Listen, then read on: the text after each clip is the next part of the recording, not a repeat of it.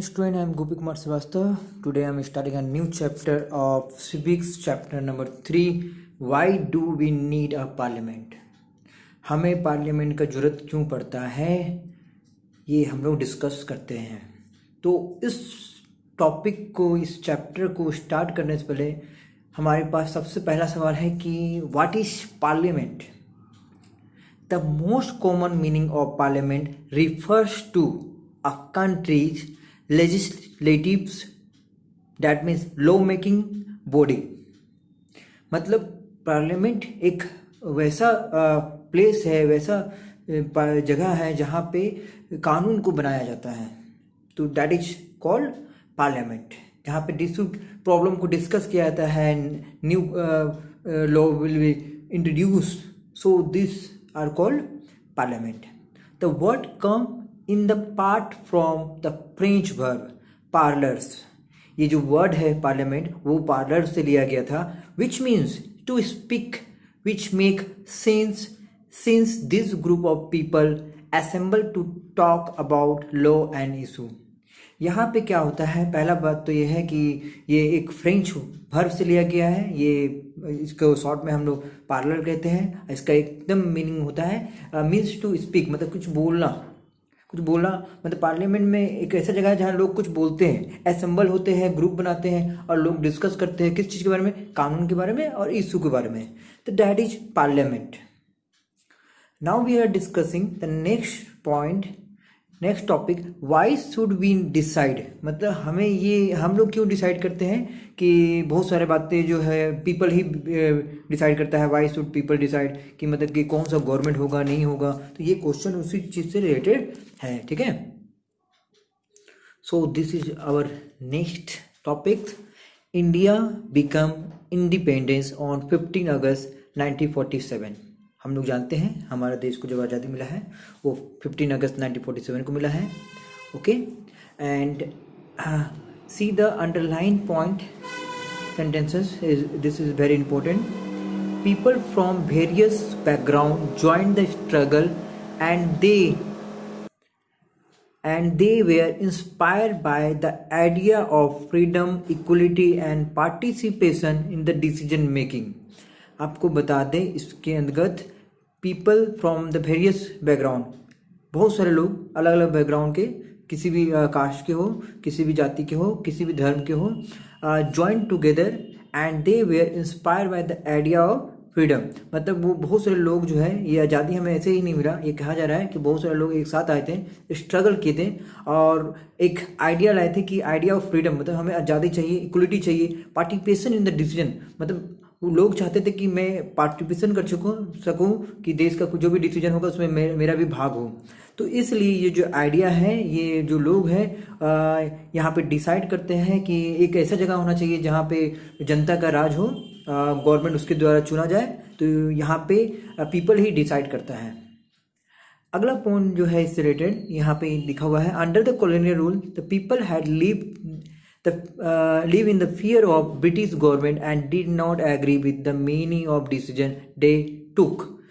पहला बात यहाँ बोला गया है, कॉलोनियल रूल का मतलब होता है जब ब्रिटिश आपके देश में, भारत में जब राज कर रहा था, तो उस पीरियड को हम लोग कॉलोनियल पीरियड बोलते हैं। People had live in the fear, उस समय लोग क्या है, डरे रहते थे। British government did not agree with the meaning of the decision that took, मतलब कि लोग जो है ब्रिटिश के जितना भी जो एग्रीमेंट होता था या जितना भी डिसीजन होता था, तो लोग उससे बिल्कुल खुश नहीं रहते थे, नाराज रहते थे।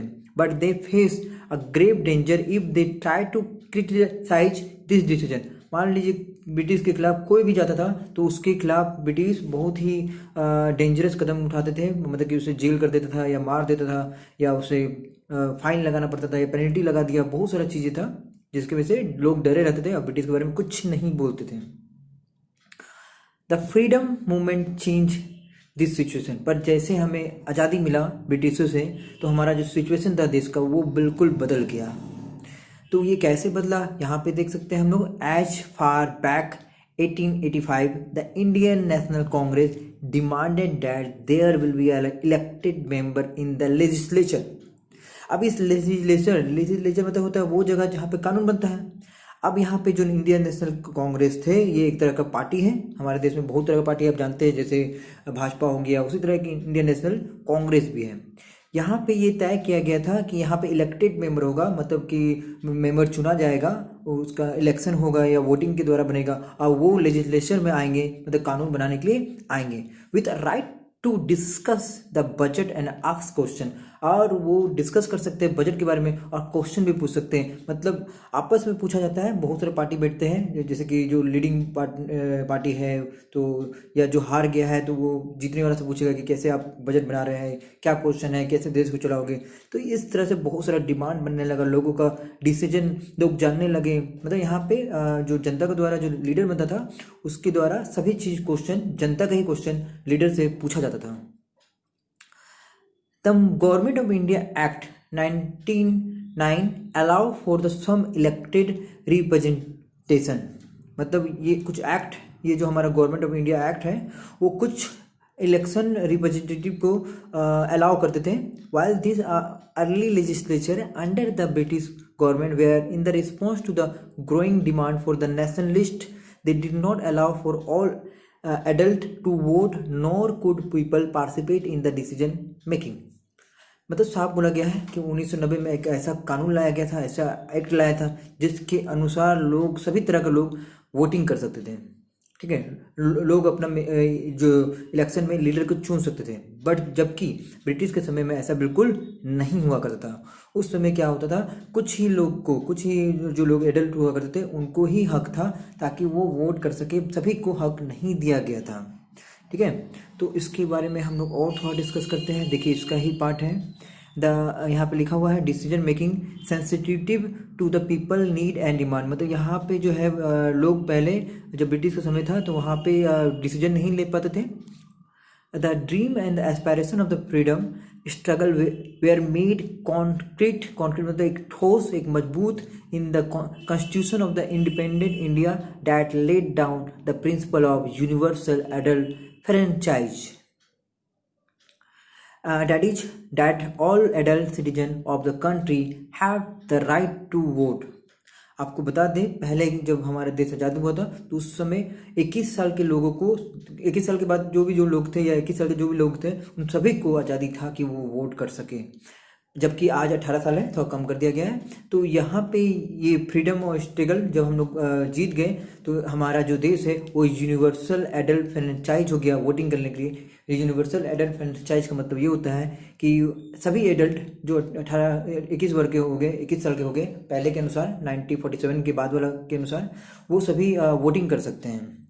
ठीक है, तो यहाँ पे समझना है हमें।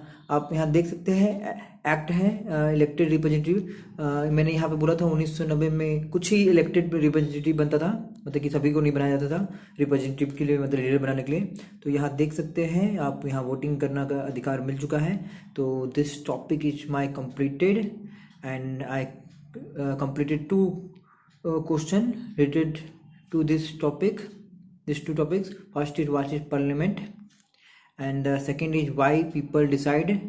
क्या डिसाइड करता है, मतलब कि कैसे देश को चलाना है, नहीं चलाना है। तो ये क्वेश्चन इसमें क्रिएट हो सकता है। और एक और क्वेश्चन यहाँ बन सकता है जो कि है यूनिवर्सल एडल्ट फ्रेंचाइज, मतलब what is universal adult franchise. तो we should complete this. Thank you. This is the my first video and I complete this. Thank you.